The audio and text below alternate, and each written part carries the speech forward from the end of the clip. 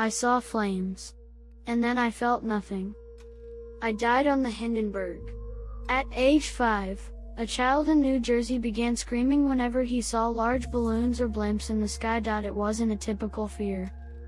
He would cry, shake, and scream, "It's going to burn." He would cover his ears and say, "I hear people screaming. It's falling." His name was Eli. And he had never been near a blimp, or even seen one up close. But for some reason, they terrified him. His parents thought it was just a phobia. But as Eli grew older, the fear only deepened. He refused to go to birthday parties with helium balloons. He panicked when the Goodyear blimp appeared during football games. When he was 7, he saw a black and white photo in a history book, and turned pale. It was the Hindenburg. He pointed at the photo and whispered, "That's what happened to me." Episode 5 of Past Life Diaries unravels a case so eerily specific, so filled with historically accurate memories, it may be one of the most chilling yet. The Hindenburg disaster took place on May 6, 1937, in Lakehurst, New Jersey, not far from where Eli and his family lived. It was one of the most infamous airship tragedies in history, with the hydrogen-filled Zeppelin erupting into flames while attempting to dock. 36 people died. Eli didn't know any of that. But after seeing that photo, his memories began to flood in. He told his parents he remembered running across a narrow hallway with metal walls. He said there were tables bolted to the floor and the smell of gas in the air. He recalled the heat, the screams, and looking down at the ground as it rushed up toward him. "I was floating at first," he said. Then fire came through the floor.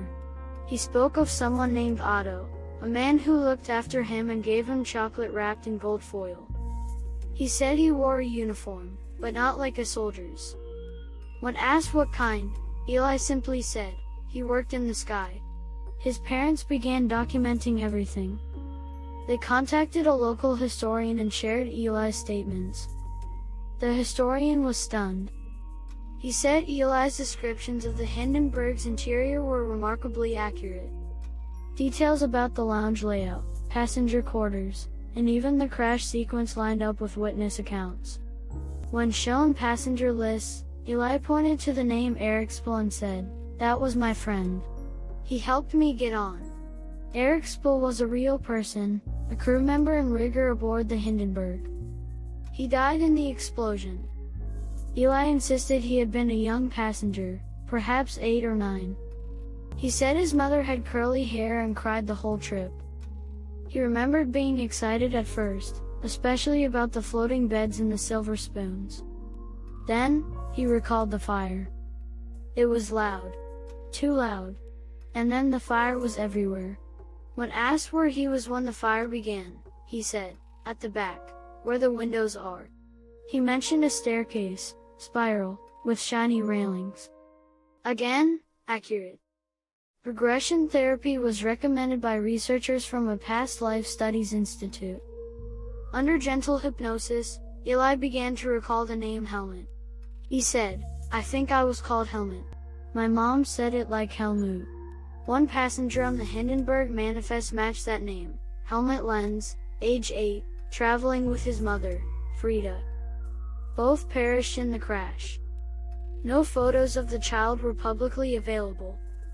Eli said he remembered seeing flames outside the window before he heard the explosion. He screamed for his mother.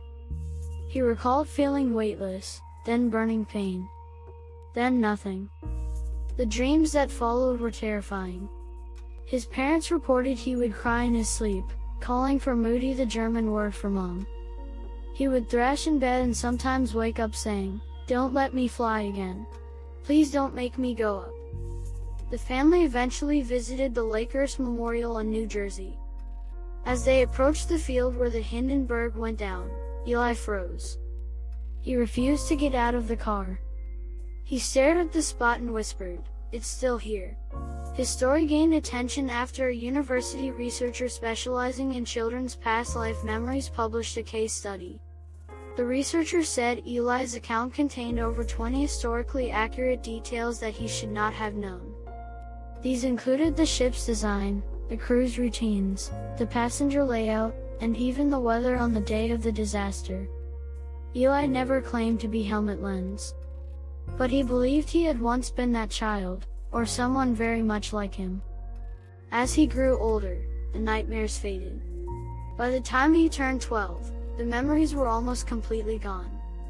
But his fear of flying in large airships remained. Even as a teenager, he avoids looking at the sky when a blimp floats by. And he still carries a small, melted piece of metal his father bought from a collector who salvaged Hindenburg relics. When asked why he keeps it, Eli simply says, "To remember him." Some stories come back through fire. And some memories won't stay buried, especially when they end in midair.